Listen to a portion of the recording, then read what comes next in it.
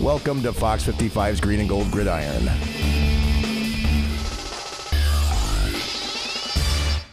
Just when it looked like the Packers were on their way to another blowout at Lambeau Field, all of a sudden Atlanta showed up and made a game out of it. Still, Green Bay with a 43-37 win, and it gives us much to talk about in this edition of Fox 55's Green and Gold Gridiron. I am Brian Groff alongside my co-host, former Packers and Badgers offensive lineman Bill Ferrario. How's it going, Brian? Excited to be back. Very exciting game to watch. Tale of two halves. Man, the first half, we had everything locked down defensively, offensively, gaining first down, scoring points. Second half, got away from us a little bit, but we held on tough to come out with a W. We want to figure out what happened in that second half. We'll have Jana and Keith along shortly as well. But Packers go in front 31-7, 4 touchdowns, 1 field goal. Atlanta responds, their own 4 touchdowns, 1 field goal. What happened in that second half to the Packers' pass defense? You know, I don't think anybody has the exact answer. Obviously, we weren't we let Julio Jones get a little bit of more than a little away from us. But I think we weren't on offense long enough. They were keeping our offense off the field. They were gaining first downs. They were scoring, and our defense was on the field a lot. And it's tough to have a successful game, a successful defense when your defense is out there play after play, down after down. So we have to work on getting our defense off the field more consistently. Aaron Rodgers' career came full circle. His first start was on Monday Night Football. His 100th start also on Monday Night Football. And at this point in his career, he has more passing yards and touchdowns through those 100 starts than any quarterback in history. And he just continues to roll, and he continues. We touch on it every single week, but you cannot ignore the fact that he really is an MVP candidate. It is. It's exciting to watch Aaron right now, and that's the nice thing about when our defense does slip for a half or a quarter or at times is Aaron Rodgers is playing on the top of his game right now and is keeping that offense consistently playing 100 miles an hour. So it's exciting to watch. It's fun to watch, and I'm glad that he's playing as well as he is right now. Let's look at the big picture here. The Packers 7-0 at home, which is outstanding, but Arizona is as well, and the Packers have to continue winning not only to secure that number 1 seed because they need Arizona to fall because they have a better conference record. Detroit is on their heels as well. So as you look at the big picture, where do you see the Packers sitting at this point? You know, I think the exciting thing about this part of this point in the season, especially this season, is we're in the playoffs right now. We have to win every game, and I think that's the way the team's looking at it, is that it's win or go home starting now because there is nothing guaranteed right now. The way the season's laid out, the way the division's laid out, you have to win every single week. And I don't think anyone would have to make an apology for a win. The Packers are certainly not doing that. A win is a win in the NFL. With more on that, let's send it over to Jana Wimmer. You guys touched on it a little bit. The Packers defense gave up 30 points in the second half of Monday night's game, but Green Bay held on for the win. We take a closer look in this week's Breaking the Huddle. The Packers are perfect at home so far this season, but guys, they hit the road for the next 2 games. And one milestone to talk about, Mike McCarthy with his 98th win.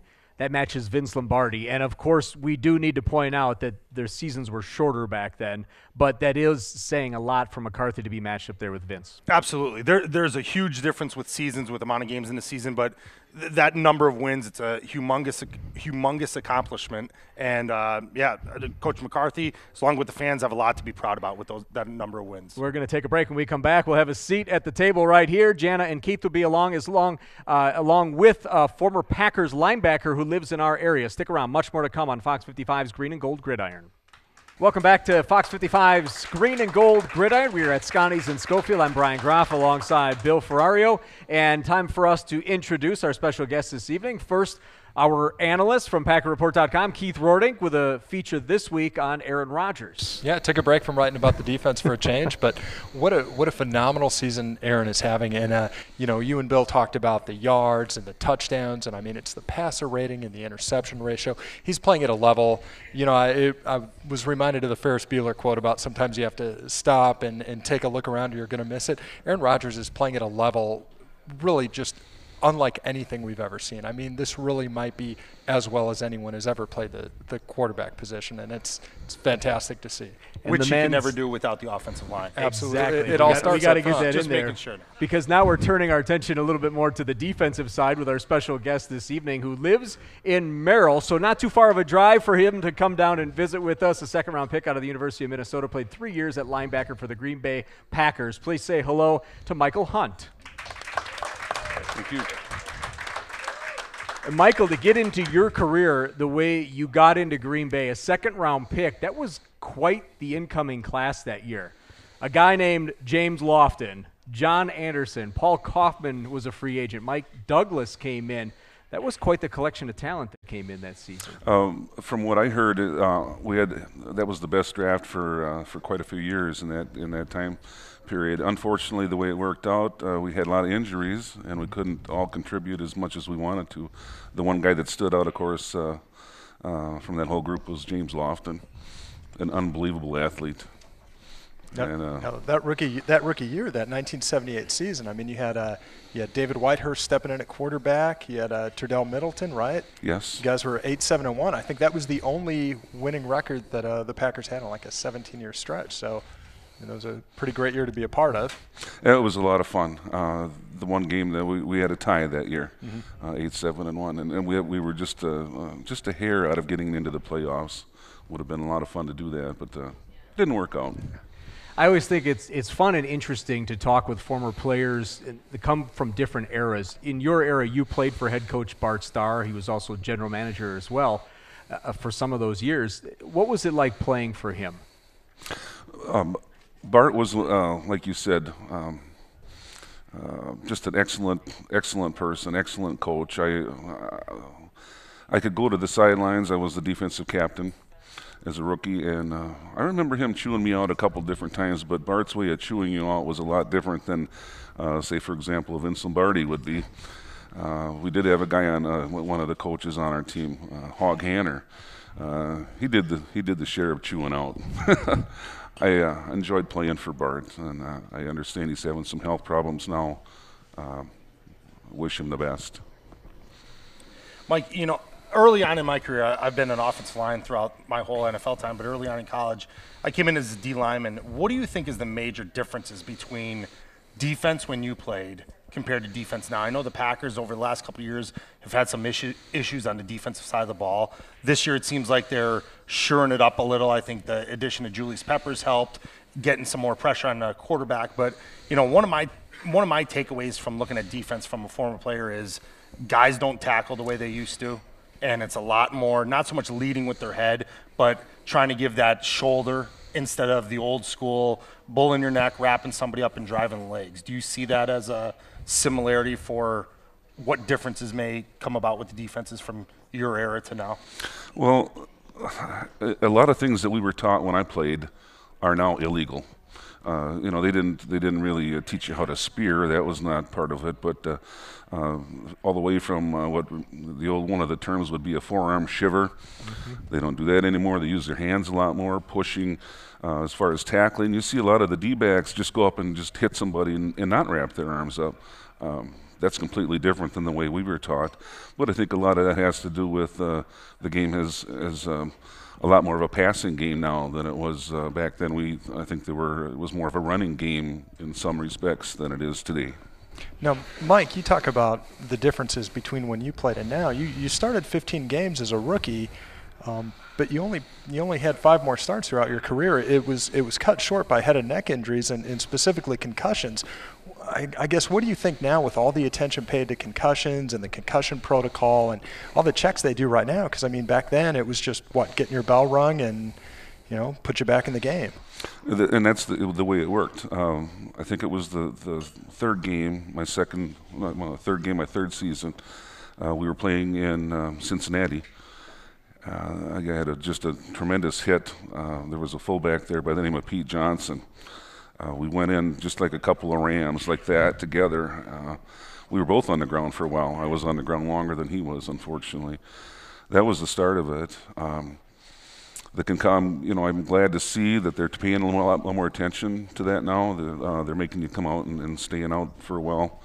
I don't know how many times I got my bell rung and just stayed in the game. I think that's a part of the problem that they're addressing now, and I think it's a good thing. I also agree, Mike. I think I was on sort of the cusp of, during my time with the Packers, when they first started really addressing the concussion, the baseline tests, and making it mandatory to sit out practices after you have a concussion. And I think prior to that, you'd probably attest it to be the same when you played, that one, it was just that tough mentality that you wanted to go back in there. And two, I know when I was playing that, if you complained about a headache or having issues like that, our saying was always you can't make the club in the tub. That if you're in the training room too much, you're not going to make the team. It's bottom line. A coach isn't going to say, oh, well, I feel bad for him at that time that his head hurts or he's having issues. They're going to cut you and move on to somebody else, where at least now there's protocol that's being put in place to protect players both physically and mentally, and also within the realm of making a football team. Well, I agree. And even to this day, there is really no treatment for a concussion other than rest. True. So sit out and take your time. I wanted to get into your college background a little bit. So we have a former Minnesota player here sitting next to the former Wisconsin player. You won the Axe 4 times. I know Bill did. Yep. You won the Axe a couple times. So Yes. you were on the other side of that rivalry. Your team, you played with Marion Barber. You had, in addition to you, there were 2 other linebackers drafted in the 2nd round. You had some pretty good talent on those teams. We did. And you talk about the axe. Yep. Isn't it fun to see that axe? The guy's carrying it down the field, and it was the same axe Absolutely. that we carried. It just gives me goosebumps. I have them right now. I love seeing, when, I was joking with Brian saying out of the 4 games I played and 4 games I won, I never touched the axe on the field because I was always too tired after the game. But I'd always take a good look at it in the locker room and just seeing all the scores and how far back it dated. It was amazing to think of the amount of players that actually held that axe from both sides of both teams. I had it Very in my impressive. hands. So did you run around the field with it? You didn't wait till the locker room like Bill? You had to. Oh yeah, we right away. ran around with the thing. So we the defensive guys weren't too tired to run around with the axe. Well, we weren't going to try and chop down the goalpost though, but that's something they do now. We had a lot of talent on our team. As a junior, a lot of people they see Tony Dungy on TV all the time. They don't really know where he came from. He played ahead of me. He was 1 year ahead of me as our starting quarterback in Minnesota, and his backup was Mark Tressman, who now is coaching the Bears. So it's fun to see at least those for guys. this year. Yeah, well, yeah, I kind of feel sorry for the guy, although I'm not sorry for the Bears. I just thought that was cool looking into your side because we are so familiar on this side of the Mississippi with the Wisconsin, with the tradition there, but there's so much over on the other side as well. Oh, it's incredible. All right, we're going to turn our attention now to our Titletown topics. We're going to get in one topic with Jana before we take our next break. Jana, what do you have for us? Eddie Lacy had 13 carries, 2 touchdowns before leaving the game with a hip bruise. But still, he's been fresh during this stretch run. Guys, how will that decreased workload and the use of James Starks help the Packers for the rest of the year? I think this is huge for the Packers offensively and for the remaining games left in the season going through the playoffs and the Super Bowl, that we need to have a running game. We need to be able to consistently get first downs. As we said earlier in the first segment, that we need to get first downs to keep our defense off the field. That's the way we're going to win games. That's the way we're going to have success. So I think it's huge having that Eddie Lacy, James Starks 1-2 punch. You have the power in Lacy, and then you have that quick burst in Starks. Let alone they're both very good running styles. I think my opinion is that it confuses defenses a little when they're so used to seeing the speed of Lacy and the power of Lacy, and then seeing that lightning burst out of Starks. So I'm excited for what's to come. And Mike, they both went over 100 yards in combined offense, so Yes. they have the ability to catch the ball as well. From my standpoint, I think it's just a lot of fun to watch our running attack right now. And Eddie Lacy, a lot of times it doesn't look like he's running very fast, but he is covering some ground, let me tell you. And as far as trying to tackle him, he's got those great big calves, kind of like when I played, a guy by the name of Earl Campbell had. Just the strength to see him run through guys, it's fun to watch. Yeah, absolutely. I think the signature play for Lacy yesterday, he had a 13-yard run on 2nd down, made 4 guys miss, busted out a spin move, hit another guy, was the 5th guy that brought him down. But they're throwing to him a lot more. Last year with Aaron Rodgers out with his collarbone, I think they had to lean on Lacy more. I think they can pull back on that this year. I think they can throw to him more, get him in space, get him in better matchups where he's not taking those big hits. And then to your point, Bill Starks, he has that slashing style, little taller, wide shoulder, and yeah, he comes in there, and I mean, he's having a great year as well. Not quite the yards per carry he had last year, but on pace to have a similar contribution. It is time for us to take a break. We will be right back with much more on Fox 55's Green and Gold Gridiron.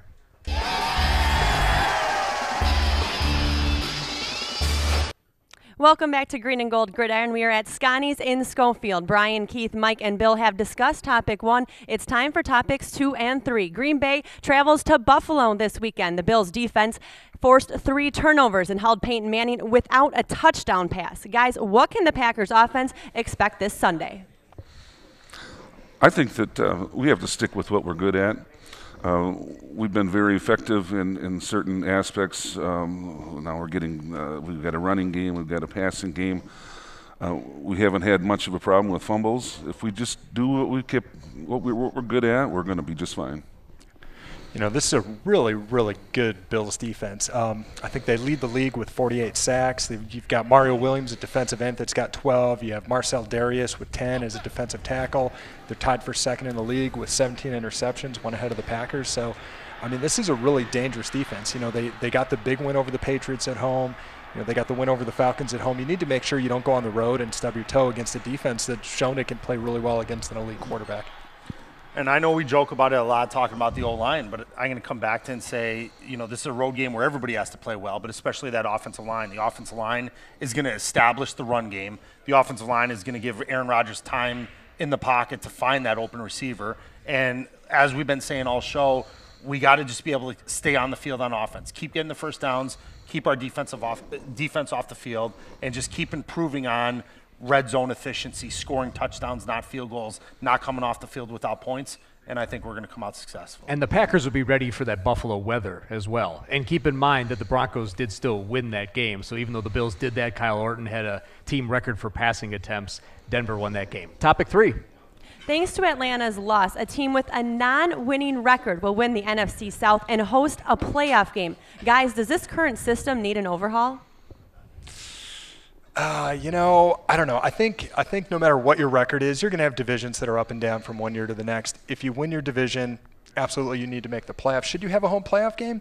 I don't know. Maybe not. I mean, I wouldn't mind seeing them look at records, and you know, if you've got 10 wins and you're in another division, maybe you deserve the that home playoff game. But absolutely, you win your division, you got to get in. I think of a couple years ago that Seattle team got in, went to New Orleans. Beast Mode had that long touchdown run where he broke like 12, 15 tackles. People were coming out of the stands. He was breaking tackles. So, I mean, you don't want to eliminate the chance of seeing something like that with the team that gets in with a losing record. But, yeah, home playoff game, I don't know about that. I tell you, I can't talk too much about the playoffs because even after having played a couple years in the NFL, I still cannot explain how the playoffs work, especially when it comes to wild cards. So what I will say, though, is a team with a losing record to host a home playoff game, I think is very surprising. I think that's something that needs to be tweaked. I think our playoff system is okay, but I don't think that should be allowed. If you have a losing record, it's one thing to have a losing record and make the playoffs, but to have a home playoff game, I think that's a little shocking. And I as well don't have much to say about the playoffs because I never went to one. It didn't matter what got you in as long as you got there. But I just I truly hope we keep on playing the way we have been, and that home field advantage is big for us. It would be interesting to see Seattle go to Atlanta because they would have to go on the road if Arizona keeps winning. Yeah. That's the way it would work out. Okay, that does it for our Titletown topics. We will be back with our Fox 55 Pick'ems and the ever-popular Bills Breakdown coming up next.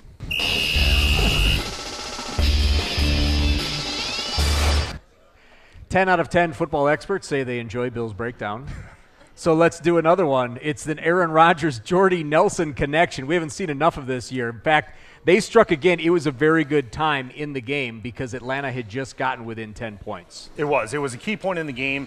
You know, the surprising thing, look at the amount of cushion here Aaron Rodgers has. When we see the other angle of this, what I love watching this play, it just looks like that sandlot playing football with your buddies, the way Aaron just lobs that ball up in the air and Jordy Nelson's just at the right spot. It amazes me how they don't put give him a shove off the line for Jordy Nelson, and two, how there's not more help.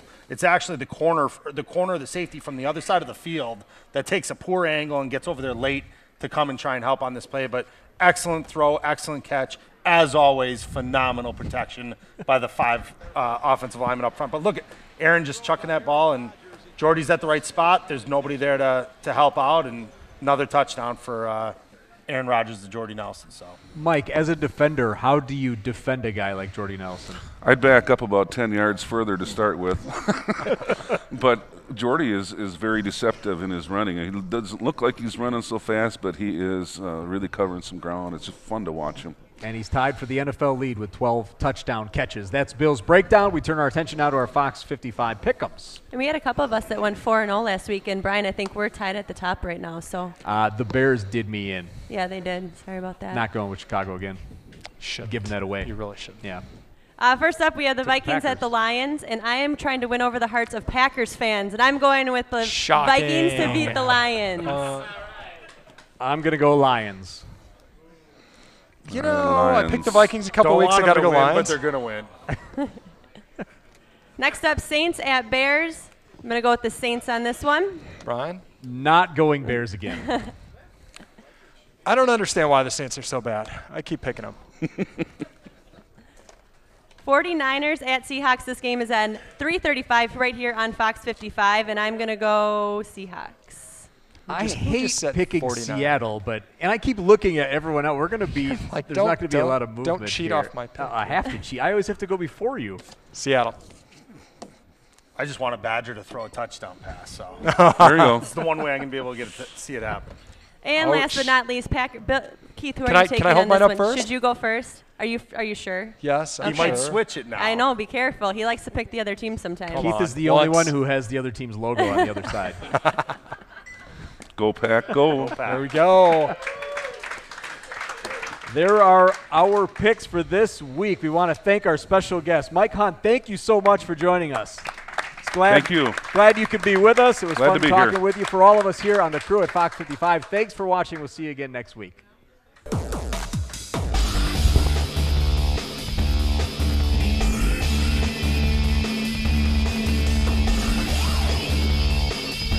Thank you for watching Fox 55's Green and Gold Gridiron.